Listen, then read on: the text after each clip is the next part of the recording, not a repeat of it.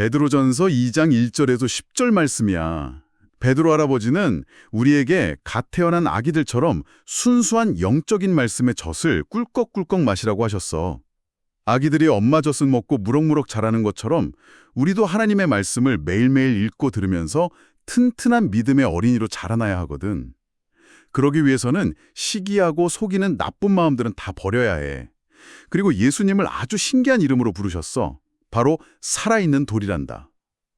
세상 사람들은 예수님을 쓸모없다고 생각해서 십자가에 버렸지만 하나님은 예수님을 가장 반짝이고 보배로운 모퉁이돌, 집을 지을 때 기준이 되는 가장 중요한 돌로 선택하셨어.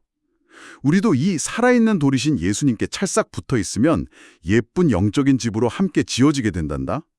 오늘 이야기의 하이라이트, 베드로 할아버지는 우리가 얼마나 엄청난 사람인지 소리 높여 외치셨어. 여러분은 하나님이 콕 집어 선택하신 특별한 사람들이에요. 왕 같은 제사장들이고 거룩한 나라며 하나님의 가장 소중한 백성이랍니다. 우리가 어둠 속에 있을 때 하나님이 우리를 부르셔서 눈부신 빛으로 옮겨주셨어. 이건 세상 사람들에게 하나님의 아름답고 멋진 사랑을 널리 자랑하게 하시려는 하나님의 크신 계획이란다. 방금 들려주신 할아버지의 따뜻한 편지 속에 기독교의 가장 핵심적이고 거대한 선언이 담겨 있네요. 맞아요. 그 이야기 안에서 베드로 할아버지가 우리를 향해서 엄청나게 웅장한 선언을 하시잖아요. 네네. 그게 왜 그러냐면 당시 베드로가 편지를 쓰던 대상이 핍박받고 여기저기 흩어져 있던 초기 기독교인들이었거든요. 많이 힘들고 지쳐있던 사람들이었겠네요. 그렇죠. 그래서 그들에게 너희가 진짜로 누구인지 그 정체성을 아주 분명하게 일깨워주고 있는 겁니다. 그 말씀을 들으니까 우리 눈에는 길가에 굴러다니는 평범하고 쓸모없는 돌멩이 같아 보일지 몰라도 위대한 건축가의 눈에는 집을 지을 때 가장 중요한 주춧돌, 그 모퉁이돌로 보이는 것과 같군요. 세상의 시선과 하나님의 시선은 어떻게 다른 걸까요? 세상의 시선과 하나님의 시선은 세상을 평가하는 기준 자체가 완전히 다르다고 할 수 있습니다. 세상 사람들의 안경은 당장 눈에 보이는 것들에 맞춰져 있잖아요? 네, 화려함이나 힘, 권력, 크기 이런 것들이죠. 맞아요. 막 로마 제국의 거대한 대리석 신전이나 금으로 반짝이는 왕궁 같은 거 말이죠. 그런 세상의 렌즈로 보았을 때 예수님은 너무나 초라하셨던 거예요. 화려한 왕권도 없으셨고 그 막강한 군대를 이끌고 오신 것도 아니니까요. 그러니까요. 결국 세상은 그 돌이 전혀 쓸모없다고 판정하고 십자가라는 쓰레기장에 던져버린 겁니다. 하지만 하나님의 안경을 끼고 보면 이야기가 180도 달라집니다. 고대 건축에서 모퉁이 돌은 단순히 여러 돌 중 하나가 아니거든요. 그 모퉁이돌이라는 게 벽과 벽이 만나는 모서리에 놓여서 건물의 무게를 견디는 역할을 한다고 알고 있는데요. 네, 정확합니다. 그냥 무게만 견디는 게 아니라 건물 전체의 생사를 결정짓는 절대적인 기준점이에요. 고대의 건축가들은 집을 지을 때 가장 먼저 이 모퉁이돌을 땅에 내려놓습니다. 첫 단추를 끼우는 거네요. 그렇죠. 이 돌이 놓인 각도나 높이, 수평에 따라서 앞으로 쌓아 올릴 수만 개의 돌들이 자리를 잡게 되는 거거든요. 만약에 이 모퉁이돌이 단일 밀리미터라도 틀어지게 되면 건물이 위로 올라갈수록 그 오차가 눈덩이처럼 커지겠네요. 맞습니다. 결국에는 그 거대한 성전이 와르르 무너져 내리고 마는 거죠. 와, 그렇군요. 그래서 하나님께서는 세상이 버린 그 초라해 보이는 돌을 온 우주의 역사를 바로 세우는 가장 완벽하고 보배로운 절대 기준, 모퉁이돌로 삼으신 겁니다. 와, 살아있는 돌이라니 정말 멋진 표현이네요. 생명이 없는 딱딱한 돌이 아니라 펄떡펄떡 뛰는 생명력을 가졌다니 하나님은 정말 세심하신 분이군요. 네. 이 하나님의 세심함은 성경이 쓰인 원래 언어인 헬라어로 보면 그 깊이가 훨씬 더 생생하게 다가옵니다. 베드로가 사용한 이 살아있는 돌이라는 표현이 헬라어로는 리도스 존이라고 하거든요. 리도스 존이요? 네, 여기서 리도스는 그저 굴러다니는 평범한 돌을 뜻하고요. 존은 현재 진행형으로 펄떡펄떡 살아 심고 있다는 뜻을 담고 있습니다. 잠깐만요. 돌이 살아 숨쉰다는 건 논리적으로 좀 이상하게 들리는데요? 우리가 평소에 발로 툭툭 차고 다니는 흙먼지 묻은 돌멩이들은 차갑고 딱딱하고 죽어 있잖아요. 네네, 당연히 생물이 아니죠. 스스로 자라나지도 않고요. 생물이 아닌데 어떻게 펄떡펄떡 뛰는 생명력을 가질 수 있죠? 겉으로 보면 완전 모순 같죠. 그런데 바로 여기에 기독교 복음의 가장 신비로운 메커니즘이 숨어 있습니다. 어떤 메커니즘인가요? 본래 우리의 모습은 말씀하신 대로 생명 없이 굴러다니는 흙먼지 같은 돌이 맞았습니다. 그런데 놀라운 기적이 일어나는 지점이 있어요. 생명의 근원이신 예수님, 즉 최초의 리도스 존이신 그분께 우리가 찰싹 붙어서 연결되는 순간입니다. 아, 예수님께 딱 붙는 순간이요? 네, 식물학에서 죽어가는 나뭇가지를 생명력이 넘치는 건강한 나무 기둥에 접붙이는 걸 생각해 보세요. 아하, 그러면 뿌리로부터 물과 영양분이 흘러 들어오잖아요? 맞습니다. 그래서 죽어가던 가지에 다시 잎이 튀어오는 그 원리를 생각해 보시면 이해가 쉬우실 겁니다. 아, 그러니까 생명이신 예수님께 딱 붙어 있으면 예수님 안에 있는 그 거대한 생명 에너지가 마치 파이프를 타고 흐르듯이 우리에게로 쫙 흘러 들어온다는 거군요. 정확합니다. 그 생명을 공급받아서 흙먼지 같은 우리도 스스로 쑥쑥 자라나는 또 다른 살아있는 돌로 변화하는 거예요. 와, 죽어있던 돌멩이가 생명을 얻는 거네요. 그렇죠.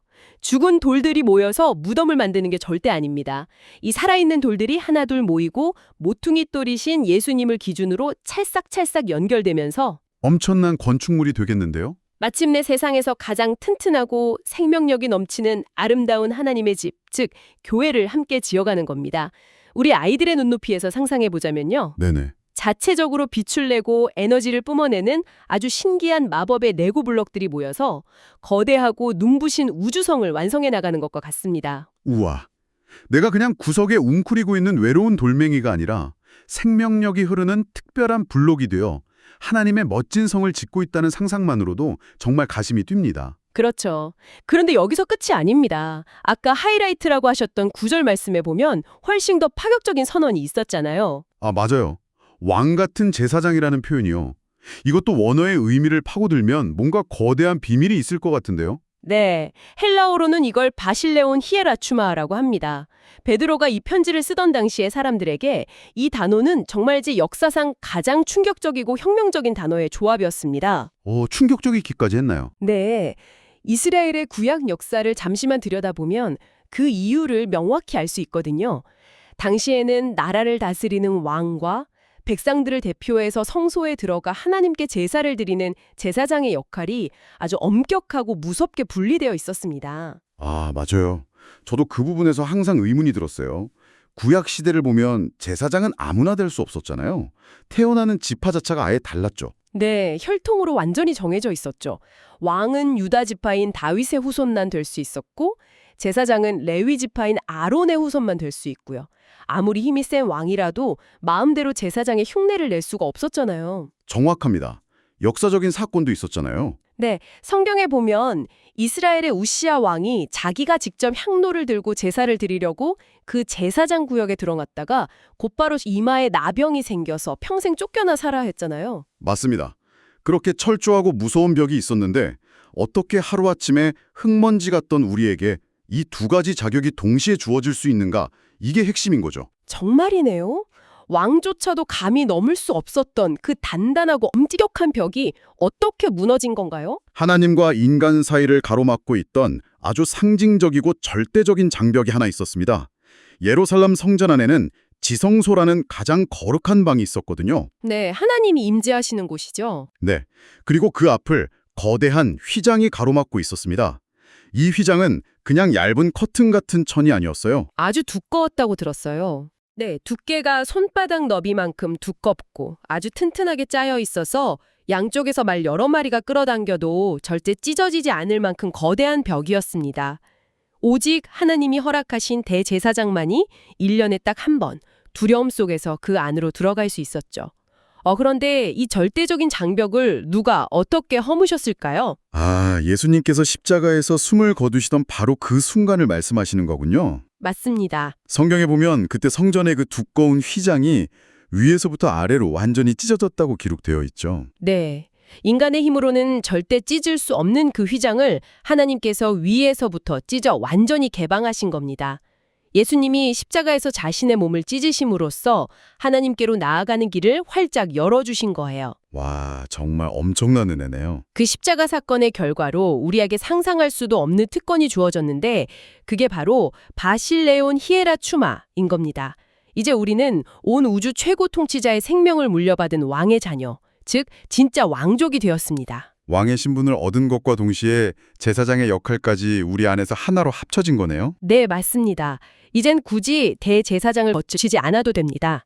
우리는 도움이 필요한 내 친구들, 아프고 상처받은 가족들, 슬퍼하는 이웃들을 품에 안고 언제든지 어디서든지 하나님 아버지께 다이렉트로 나아가 씩씩하게 기도해 줄 수 있는 특별한 사람, 즉 제사장이 된 겁니다. 세상의 어떤 화려한 왕관보다도 고귀하고 어떤 엘리트 자격증보다 강력한 우주적 특권을 우리 청취자 여러분이 받은 거군요. 네, 바로 그겁니다. 우주 최고왕의 자녀이면서 친구들을 위해 직접 하나님께 나아갈 수 있는 제사장이라니 우리 어린이들이 이 사실을 제대로 깨닫는다면 정말 어깨가 으쓱해지겠습니다. 그럼요. 너무나 자랑스러운 일이죠. 마음이 무너지는 아주 작은 순간들 속으로 이 말씀을 가져와야 합니다.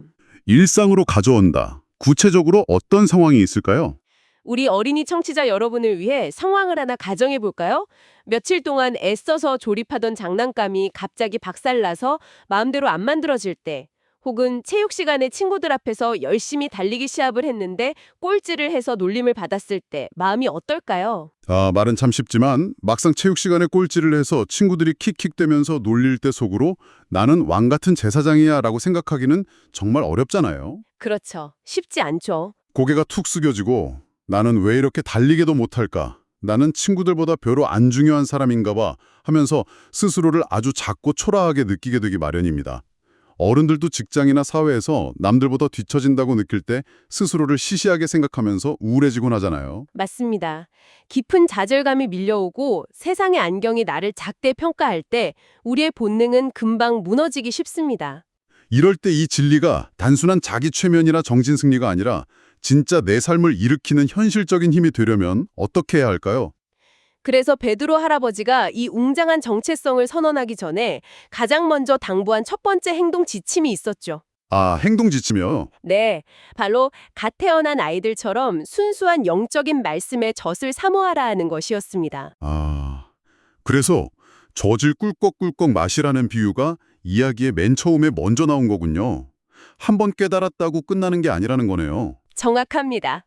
아기들이 하루라도 젖을 안 먹으면 살 수 없는 것처럼 우리도 매일매일 하나님의 말씀을 읽고 들으며 영양분을 섭취해야 합니다. 매일 영양분을 섭취해야 튼튼해지니까요. 네, 내 안의 영적인 근육이 단단하게 자라나지 않으면 세상의 아주 작은 놀림에도 금방 무너져 내리거든요. 말씀의 젖을 먹고 튼튼해지면 실패의 감정이 밀려올 때 나를 시시하게 생각하는 그 마음을 훌훌 털어버릴 수 있는 진짜 힘이 생깁니다. 이야, 정말 놀랍네요. 그리고 거울을 보며 혹은 마음속으로 내 머리 위에 씌워진 보이지 않는 빛나는 왕관을 상상하는 겁니다. 눈에 보이지는 않지만 온 우주의 왕이신 하나님이 내 머리에 직접 씌워주신 멋진 왕관이요. 네, 꼴찌를 한 내 자신에게 이렇게 당당하게 선포해 주는 겁니다.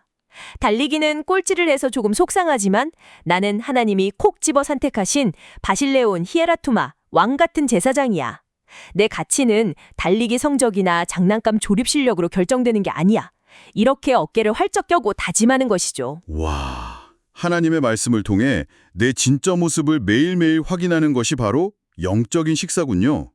그렇게 마음의 근육이 튼튼해지면 나를 어두운 곳에서 눈부신 빛으로 부르신 하나님의 그 크고 놀라운 사랑을 주변 친구들에게 당당하고 씩씩하게 자랑할 수 있겠습니다. 네, 그게 바로 하나님이 우리를 부르신 크신 계획이니까요. 오늘 우리는 길가에 굴러다니던 쓸모없는 돌멩이에서 거대한 성전을 짓는 살아있는 돌로, 그리고 불쌍한 백성에서 우주를 품는 왕 같은 제사장으로 변화된 우리의 진짜 모습을 깊이 발견했습니다. 청취자 여러분, 그리고 이 심층 탐구를 함께 듣고 있는 모든 어린이와 부모님들, 여러분은 오늘 무엇을 결심했나요? 나를 세상에서 가장 특별하게 불러주신 하나님 아버지, 쓸모없는 돌멩이 같았던 저를 살아있는 돌이신 예수님께 찰싹 붙여주셔서 아름다운 하나님의 집으로 지어지게 하시니 정말 감사합니다. 우리 조이가 세상에서 기죽거나 슬퍼하지 않고 자신이 하나님의 소중한 백성이자 왕 같은 제사장이라는 사실을 매일매일 자랑스럽게 기억하게 도와주세요. 갓난아기가 엄마 젖을 찾는 것처럼 하나님의 말씀을 매일매일 사모하고 읽게 하셔서 조이의 믿음의 키가 쑥쑥 자라게 해주세요. 어둠 속에 있던 저를 놀라운 빛으로 이끌어주신 하나님의 사랑을 유치원과 학교 친구들에게 예쁘게 자랑하는 꼬마 제사장이 되게 해주세요. 나를 왕의 자녀로 삼아주신 예수님의 이름으로 기도합니다. 아멘. 우리 조이, 오늘은 거울을 보며 머리에 보이지 않는 멋진 왕관을 쓰고 나는 하나님의 사랑받는 왕 같은 제사장이다 라고 씩씩하게 외쳐보는 빛나는 하루를 보내렴.